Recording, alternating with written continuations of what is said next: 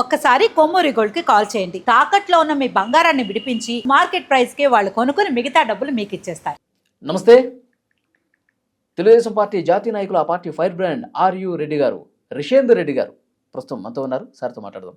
Party పరంగా mileage వచ్చేలాగా ఉందంటే గనక ముందు ఆ పార్టీ అధ్యక్షుడు 2024లో జరిగిన ఘోర పరాభవాన్ని ఈ రోజు వరకైనా సమీక్షించుకున్నాడని మీ ద్వారా ఆ పార్టీ అధ్యక్షుడికి మేము అడుగుతా ఉన్నాం. ఈరోజు వైద్య విద్య మీద ఇంత రభస చేయాల్సిన అవసరం యువజన శ్రామిక రైతు పార్టీ అధ్యక్షుడికి జగన్మోహన్ రెడ్డి గారికి అవసరం ఏమన్నది? గత 5 సంవత్సరాల పాలన మీరే ఉన్నారు కదా. మీ ఏకచక్రాధిపత్యంతో నేనే మంత్రి, నేనే రాజు అని చెప్పి ఒక ఫ్యూడేల్ పాలనగా చేసుకుంటున్న వ్యక్తి, ఒక హిట్లర్ పాలన చేసిన వ్యక్తి మీరే కదా గత 5 సంవత్సరాల్లో. మరి ఆ గత 5 సంవత్సరాల్లో ఎందుకు అంటే ఒక చదివిన వైద్య విద్యార్థికి ఎందుకు మీరు ఆంధ్రప్రదేశ్లో అవకాశాలు కల్పించలేకపోయారనే దానికోసం మీరు ఎందుకు కోటి సంతకాలు సేకరణ చేయలేకపోయారు జగన్మోహన్ రెడ్డి గారు? ఈరోజు అసలు మీరు ఆంధ్రప్రదేశ్ ప్రభుత్వం, కూటమి ప్రభుత్వం ఒక నాణ్యమైన వైద్య విద్యను అందించాలనే ఉద్దేశంతో ప్రతి వైద్య విద్యార్థికి ఒక నాణ్యమైన విద్యను అందించాలనే ఉద్దేశంతోనే ప్రైవేటు పీపీపీ ఒక మోడల్లో ఈరోజు కూటమి ప్రభుత్వం అన్ని విధాలుగా ఆలోచన చేసి ఒక విజన్ గల నాయకుడు ఆధ్వర్యంలో ఈరోజు ఒక ఆంధ్రప్రదేశ్ ప్రభుత్వం నడుస్తూ ఉంది. ఆయన ఏం చేసినా సరే ఒక ఫ్యూచర్ను ఆలోచన చేసుకొని ఒక విజన్తో ముందుకు వెళ్తూ ఉంటారు. అది ఒక పార్టీ వ్యక్తిగా నేను చెప్పాల్సిన పని లేదు. మీరు గ్లోబల్లో ఏ వ్యక్తిని అడిగినా సరే, ఏ పారిశ్రామికవేత్తని అడిగినా, ఏ మేధావిని అడిగినా, ఏ రాజకీయవేత్తని అడిగినా, లేకపోతే ఏ సామాన్యుని అడిగినా కూడా ఆయన ఇదే మాట చెప్తారు. గౌరవ నారా చంద్రబాబు నాయుడు గారు తీసుకునే ఒక నిర్ణయం ఒక విజన్తో కూడుకున్నదని చెప్పేసి సామాన్యుడు కూడా చెప్పే పరిస్థితిలో ఈరోజు కూటమి ప్రభుత్వం ఉంటే మీరు ఆ యొక్క మాటను కానీ, ఆ యొక్క ప్రశంసని మీరు తీసుకోలేక కుట్రతో కుతంత్రాలతో ఈరోజు ఆంధ్ర రాష్ట్రంలో ఒక రాజకీయ విద్వేషాలు రెచ్చగొట్టాలనే ఉద్దేశంతో ప్రజల్లో కానివ్వండి, విద్యార్థుల్లో కానీ ఒక అయోమయాన్ని తీసుకురావాలనే ఉద్దేశంతోనే ఈరోజు మీరు కోటి సంతకాల సేకరణ అని చెప్పి ఒక డ్రామా షోని ఈరోజు ఆంధ్ర రాష్ట్రంలో మీరు నడుపుతూ ఉన్నారు. ఎందుకు మీరు ఇదే సామాన్య ప్రజలు కూడా మిమ్మల్ని ఎన్నో సందర్భాల్లో అడిగిన సందర్భాలు ఉన్నాయి. ఒక తెలుగుదేశం పార్టీగా మేమే కాకుండా, కూటమి పార్టీల తరపు నుంచే కాకుండా సామాన్యుడు సామాన్య ఓటు వేసే ప్రతి సామాన్యుడు కూడా మిమ్మల్ని ఈ ప్రశ్న అడిగితే ఎందుకు మీరు సమాధానాలు చెప్పకుండా తాడేపల్లి ప్యాలెస్లు వదులుకొని యలహంక ప్యాలెస్లో దాక్కున్నారు జగన్మోహన్ రెడ్డి గారు? దానికి మీరు సమాధానం చెప్పండి. ఎందుకు మీ హయాంలో సెంట్రల్ గవర్నమెంట్ అంటే కేటాయించిన కాలేజీల్ని ఈ రోజు వరకు కూడా మీరు ఎందుకు నిర్మించలేకపోయారు? సాక్షాత్ మీ సొంత జిల్లా, మీ సొంత నియోజకవర్గం, ఆ నియోజకవర్గం సంబంధించిన వ్యక్తినే నేను. పులివెందల్లో కూడా కనీసం ఆ కాలేజీ నిర్మాణాన్ని కూడా మీరు నిర్మించలేకపోయారో దానికి ఎందుకు సమాధానం చెప్పరు జగన్మోహన్ రెడ్డి గారు? ఈ ప్రశ్నలను ఉత్పన్నం అవుతాయనే కాబట్టే మీరు ఈరోజు కోటి సంతకాల సేకరణ అని ఒక దొంగ నాటకాన్ని మీరు తీసుకొచ్చినారే. అసలు మీకు ఒక ముఖ్యమంత్రిగా చేసిన అనుభవం ఉంటే గనక, మీ దగ్గర అంత ఆలోచన ఉంటే గనక, అంత తెలివి ఉంటే గనక మిమ్మల్ని సూటిగా ప్రశ్నిస్తాం జగన్మోహన్ రెడ్డి గారు. అసలు మీకు పీపీపీ అనే మాటకి మీకు అర్థం తెలుసా? దానికి మీరు సమాధానం చెప్పండి. ఉదాహరణకి మీ ద్వారా మేము ఆయనకు కూడా తెలియజేస్తా ఉన్నాం. పీపీపీ మోడల్లో మనం రోడ్లు వేస్తూ ఉంటాం. ఈ రోడ్లన్నీ కూడా మనం పీపీ మోడల్లో కూడా వేస్తూ ఉంటాం కదండి. ఏ రోడ్ వేసినా సరే, నేషనల్ హైవేస్ కానివ్వండి, టోల్ ప్లాజాలు కానివ్వండి, ఇతరత్ర రింగ్ రోడ్లు కానివ్వండి, ఇవన్నీ ఒక ప్రైవేట్ పరంగానే మనం చేసుకుంటాం కదండి. అంటే ప్రైవేట్కి మనం ఇచ్చేస్తే అదంతా కంప్లీట్లీ ప్రైవేట్ ఆస్తి అయిపోతుందా? దాని యాజమాన్యం ఎవరవుతారండి? ప్రభుత్వం యాజమాన్యం అవుతుంది. ప్రభుత్వ ఆధీనంలో ఉంటుంది. ఎప్పుడైతే ప్రైవేటు వ్యక్తులకు ఇస్తామో ఆ వర్క్ అనేది స్పీడ్గా జరుగుతూ ఉంది. మల్టిపుల్ టైమ్స్లో అన్ని విధాలుగా ఒక 4 విధాలుగా మనం 4 రోడ్లు అభివృద్ధి పరచుకుంటే కనుక ఒకేసారి ఆ 4 రోడ్లు కూడా అభివృద్ధి పరుస్తాయనే ఉద్దేశంతోనే కాశ్మీర్ నుండి కన్యాకుమారి వరకు కూడా రహదారుల విస్తరణ జరుగుతూ ఉంది కదండి. ఆ రహదారుల విస్తరణ అంతా కూడా కేంద్ర ప్రభుత్వాల ఆధీనంలో కానివ్వండి, ఆయా రాష్ట్ర ప్రభుత్వాల ఆధీనంలో కానివ్వండి, ఒక ప్రైవేట్ యొక్క పీపీపీ పద్ధతుల ద్వారానే డెవలప్మెంట్ అవుతాయనే సంగతి మీ అందరికీ తెలిసిన విషయమే కదా. అదే ధోరణితో ఈరోజు ప్రభుత్వ ప్రైవేటు కళాశాలలు కనుక నిర్మిస్తూ ఉంటే దాంట్లో ఈ జగన్మోహన్ రెడ్డికి ఎక్కడ ఏ తప్పుడు కోణం కనబడిందో ఈ రాష్ట్ర ప్రజలకు చెప్పాల్సిన అవసరం జగన్మోహన్ రెడ్డి గారి మీద లేదా? ఈ రోజు నీకు ఎటువంటి పక్షం లేకుండా నేను ఒక పక్షపాతం వాళ్ళగా చేసి నీ ఇంట్లో కూర్చోబెడతా ఉంటే ఈ రోజు నీ యొక్క పాలనలో వైద్య విద్యార్థులు ఎన్నో విధాలుగా అవమానాలు పడి ఆ రోజు పరిస్థితులు మనం చూసాం. 5 సంవత్సరాలు పెట్టి చూసాం. అలాంటి సమస్య మళ్ళీ ఉత్పన్నం కాకూడదని ఒక విజనరీ గల నాయకుడి యొక్క ఆలోచనతో పుట్టిన పీపీపీ అనే పద్ధతి ద్వారా ఈ యొక్క ఆ యొక్క ఆలోచన నిర్ణయాల ద్వారా ఈరోజు రాష్ట్రంలో ఉండే 17 కాలేజీలని కూడా ఈరోజు నిర్మించడం జరుగుతుంది కదా. ఈ 17 కాలేజీలు కనుక నిర్మించవైతే కనుక పీపీపీ మోడల్ నిలబడితే 2 సంవత్సరాల లోపులోనే ఈ కాలేజీలు నిర్మితమై ఖచ్చితంగా ఆ యొక్క సీట్ల యాజమాన్యం కోట కూడా పెరుగుతుంది కదా. యాజమాన్యం అంటే ఎవరండి?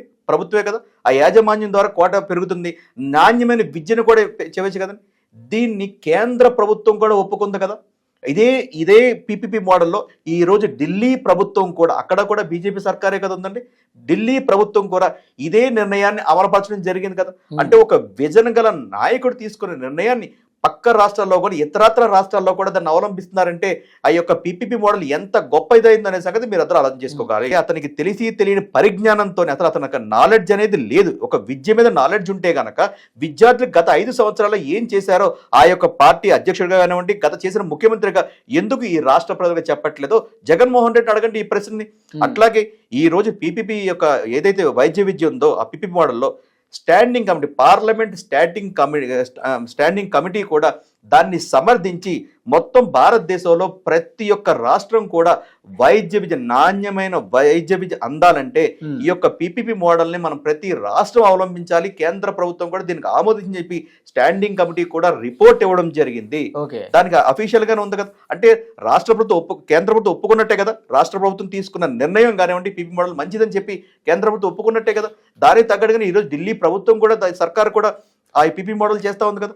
మరి ఇంత భారీ ఎత్తున ఇన్ని రాష్ట్రాలు దీన్ని సమర్థించి ముందుకు పోతా ఉంటే దౌర్భాగ్యం కొద్దీ రాష్ట్రంలో ఒక ప్రతిపక్షం లేని ఒక పక్షపాతం లాంటి వ్యక్తి ఈ రోజు ఆ యొక్క ఇష్యూని తీసుకొచ్చి వైద్య విద్యార్థుల్లో వాళ్ళ గందరగోళాన్ని సృష్టించాలన్న ఆలోచనతోని ఈ రోజు నువ్వు 1 కోటి సంతకాల సేకరణ చెప్పి అంటా ఉన్నావే. మీరు ప్రశ్న అడిగారు, జగన్మోహన్ రెడ్డి 1 కోటి సంతకాలు చేసేసాడని. అంటే అతను ఒక్కడే చేశాడా, లేకపోతే వాళ్ళ పేటీఎం బ్యాచ్ చేశారా? మేము ఎందుకు ఈ విధంగా మాట్లాడుతూ ఉన్నామంటే ఈ రోజు రాష్ట్రం అన్ని విధాలుగా అభివృద్ధి చెందుతా ఉంది. విద్యార్థులు ఎంతో విధంగా చక్కటి చదువుకోవాలనే ఉద్దేశంతోనే కూటమి ప్రభుత్వం వాళ్ళ యొక్క విద్యార్థుల యొక్క ఆలోచన విధానంతోనే ముందుకు పోతా ఉంది. గతంలో కూడా ఈ యొక్క మహానటుడు ప్రెస్ మీట్లు పెట్టినప్పుడు, వైద్య కళాశాల మీద ప్రెస్లు పెట్టినప్పుడు మేము కట్టిన కాలేజీలు ఆహా అలా అని చెప్పి తల పైకెత్తుకుని చెప్పిన సందర్భాలు ఉన్నాయి కదా. ఆ ఆహా అనే కాలేజీలు ఎక్కడ ఉన్నాయో కూడా ఈనాటికి కూడా గత ముఖ్యమంత్రిగా చేసిన వ్యక్తి ఎందుకు చూపించలేకపోయినాడు? సాక్షాత్ మా పులివెందుల్లో కానివ్వండి, విజయనగరంలో కానివ్వండి, ఇతరత్ర ప్రాంతాల్లో 17 కాలేజీలు ఏదైతే ఇక్కడ మనకి అనుమతులు వచ్చినాయో ఆ యొక్క 5 సంవత్సరాలు ఉండే ప్రభుత్వం ఒక్క ఇటుక కూడా ముందుకు పెట్టకుండా వైద్య విద్యార్థుల్ని అవాస్తు పాలు చేసిన వ్యక్తి మీరు కాదా? మీరు 1 కోటి సంతకాలు దేనికి చేస్తారు? ముందు ఈ రాష్ట్ర ప్రజలకు చెప్పండి. మీరు 1 కోటి సంతకాలు ఒక మీద చేయండి. మీరు మాకు 2019లో 151 సీట్లు ఇచ్చిన మీరు 2024లో మాకు 150 సీట్లు తీసి 5 తీసేసి వై నాట్ 11 ఎందుకు ఇచ్చారో దాని మీద 1 కోటి సంతకాలు సేకరణ చేయండి జగన్మోహన్ రెడ్డి గారు. 5 సంవత్సరాలు మీరు పరిపాలనలో రాష్ట్రానికి రాజధాని లేకుండా 3 రాష్ట్రానికి 3 రాజధానులు చెప్పి 3 ముక్కలు ఆటలు ఆడుకున్నందుకు దానికి మీరు 1 కోటి సంతకాలు సేకరణ చేయండి జగన్మోహన్ రెడ్డి గారు. ఈ రాష్ట్ర ప్రజల్లో కానీ అభివృద్ధి పరచకుండా రాష్ట్రాన్ని అస్తవ్యస్తం చేసినందుకు దానికి 1 కోటి సంతకాలు సేకరణ చేయండి జగన్మోహన్ రెడ్డి గారు.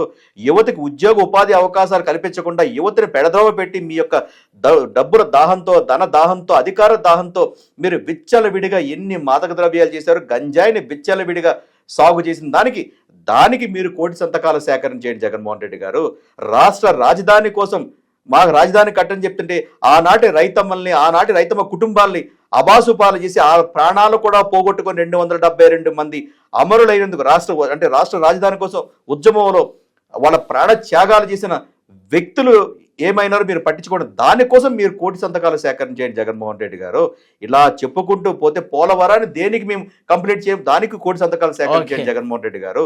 అలాగే రాష్ట్ర రాజధాని లేకుండా మీ 5 సంవత్సరాలు మీకు మీ విలాసాల కోసం విశాఖపట్నంలో రిషికొండని మీ విలాసాల కోసం డబ్బులు 500 కోట్లు 700 కోట్లు ఖర్చు పెట్టి మీ విలాసాల కోసం ప్యాలెస్లు కట్టిన శ్రద్ధ 17 కాలేజీల మీద మీరు ప్రభుత్వం పెట్టుబడి పెట్టకుండా, కనీసం ఇటుక రాయి కూడా పెట్టకుండా పరిస్థితులు, అంటే పునాదులు కూడా వేయకుండా ఈ 17 కాలేజీలు అలా గాలికి వదిలేసిన దానికి మీరు కోటి సంతకాలను సేకరణ చేస్తే ఈ కనీసం మీ పార్టీకైనా మీ పార్టీ ఈ ప్రజలు ఆ 11 మంది ఎమ్మెల్యేలు గెలిపించినందుకైనా సరే విలువ ఉంటుందని మీ ద్వారా జగన్మోహన్ రెడ్డికి తెలియజేస్తున్నారు. కాబట్టి మీరు అన్నారు రేపు 18వ తారీఖున గవర్నర్ గారిని కలవాలని చెప్పి, వీళ్ళు మేకపోతే గాంభీర్యాలకు చెప్పుకుంటా ఉన్నారు. గవర్నర్ గారు ఈ రోజు కూడా ఎటువంటి అపాయింట్మెంట్ ఇవ్వలేదని నాకుండే సమాచారం ప్రకారం.